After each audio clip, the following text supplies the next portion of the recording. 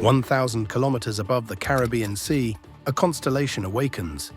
Hundreds of satellites, each the size of a kitchen table, their solar arrays catching first light as they orbit Earth every 90 minutes.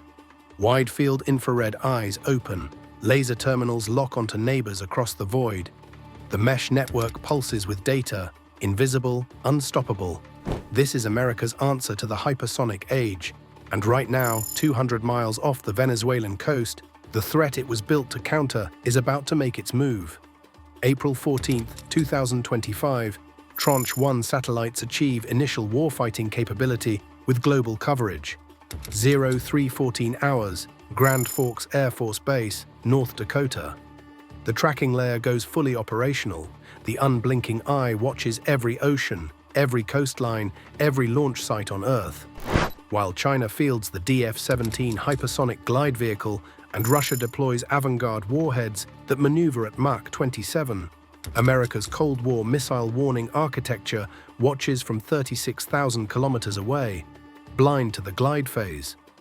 When a hypersonic weapon separates from its booster and drops into the atmosphere's upper reaches, its thermal signature dims. From geosynchronous orbit, it vanishes into Earth's background heat. Legacy sensors lose track custody. The fire control loop breaks. Interceptors launch into empty sky. This isn't a capability gap. It's an existential vulnerability. The Space Development Agency built the tracking layer to close it.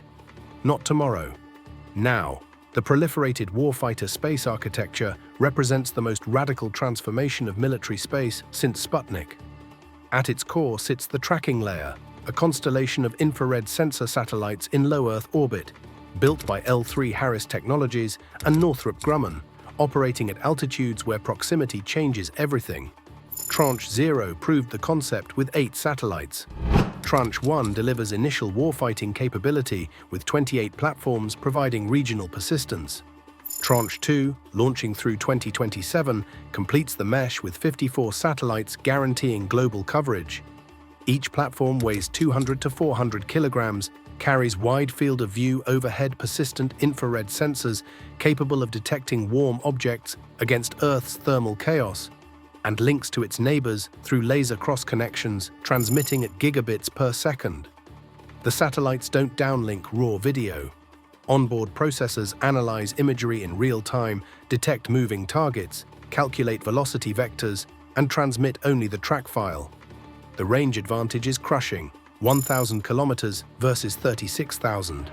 Signal strength increases by orders of magnitude. Dim targets invisible from geosynchronous orbit become crystal clear. The system sees what legacy sensors cannot. Hypersonic glide vehicles mid-flight, maneuvering, aimed at American forces. This architecture emerged from a bureaucratic insurgency.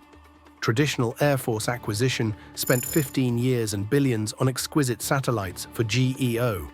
The Space Development Agency, created in 2019, rejected that model. 2-year tranche cycles, commoditized buses, proliferation over protection, SpaceX ride shares instead of dedicated launches. L3, Harris proved commercial chassis could deliver military-grade pointing stability. Northrop Grumman joined for Tranche 1 with enhanced infrared payloads.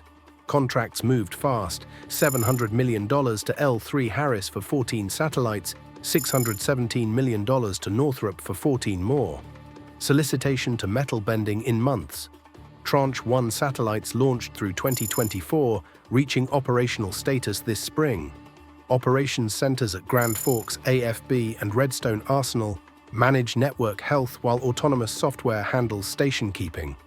The transport layer connects everything via optical links immune to terrestrial jamming, routing data from sensor to shooter without touching contested ground. 0240 local. Venezuelan coast, 180 miles north of La Guaira. Below deck, on a Russian intelligence ship, Venezuelan officers man a mobile command center. Moscow's gift, following the 2023 Military Cooperation Treaty. Their target, the USS George H.W. Bush Carrier Strike Group, transiting 400 miles northeast. 43M22, Zircon hypersonic anti-ship missiles ignite from coastal batteries near Puerto Cabello. Russian technology, Venezuelan operators, aimed at American steel. SBIR's satellites detect the scramjet blooms, issue the warning. But as the Zircons accelerate past Mach 8 and drop to sea-skimming altitude, their signatures blur against warm Caribbean waters. They maneuver laterally, exploiting terrain masking. SBIRS loses precision. Track custody breaks. The Bush's escort destroyers go to high alert, but their radars can't see over the horizon. The Zircons are 9 minutes out, skimming at 15 meters, pulling evasive patterns no subsonic missile could execute. SDA tracking layer, satellite SV-089, crosses into coverage geometry at 0242. Its wide-field sensor, staring down at the southern Caribbean, captures the thermal streaks against the ocean background. The missiles glow brightly in mid-wave infrared despite their low altitude. Scramjet exhaust can't hide. Onboard processors flag 4 maneuvering objects. Satellite SV-093, orbiting in an adjacent plane, acquires the same targets from a different angle. Stereo triangulation solves the 3-dimensional problem instantly. Latitude, longitude, altitude, velocity vector, projected impact points. The tracking satellites laser their data packets to transport layer platforms overhead. Data hops across the constellation at light speed, bypassing jammed radio frequencies, threading through the mesh from the Caribbean to North Dakota to a Link 16 terminal aboard the USS Vicksburg, a Ticonderoga-class cruiser escorting the Bush. The Vicksburg's Combat Information Center erupts. Red hostile tracks materialize on the Aegis display, tracks from satellites the crew can't see, describing threats their radar hasn't detected. The captain faces the decision. The missiles are over his horizon. His SPY-1 won't paint them for 6 minutes, but satellite tracks show impact in 8. The tracking layer streams updates every 2 seconds. Fire control quality. The captain authorizes launch on remote. Vertical launch doors snap open. SM-6 interceptors ignite, climbing on pure satellite guidance. At 40 kilometers altitude, the seekers go active. They find the Zircons exactly where SDA predicted, closing at Mach 10 combined. Impact.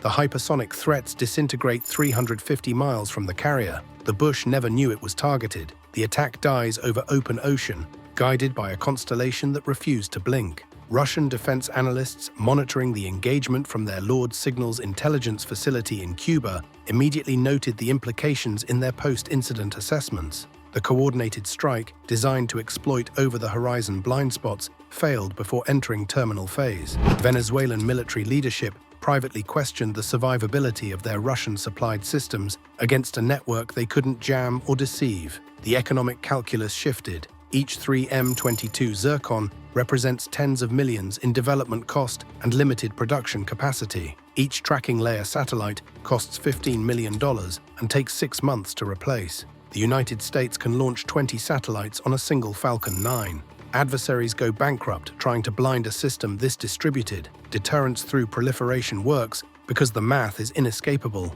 Moscow reconsidered future technology transfers to regional partners when the technology becomes obsolete the moment it leaves Russian control. Behind the constellation are the thousands who built it. Engineers at L3 Harris facilities in Melbourne, Florida, integrating focal plane arrays calibrated to detect temperature differentials of fractions of a degree. Technicians at Northrop Grumman's Gilbert, Arizona campus, assembling laser communication terminals that must maintain alignment to microradian precision across thermal cycles. The supply chain extends across the American aerospace sector. Star trackers from Colorado, reaction wheels from California, optical benches from New York. This is industrial-scale space production, volume manufacturing disciplines applied to national security hardware. The SDA's 2-year Tranche model creates sustained demand, justifying investment in automation and tooling that traditional low-rate production could never support. Jobs, yes, but more than that.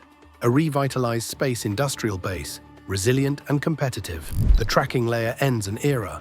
For 70 years, surprise attacks involving ballistic missiles were possible because sensors were sparse and missiles were fast. The curvature of Earth provided sanctuary. Adversaries could launch and hope to penetrate before the defender could react. That age is over.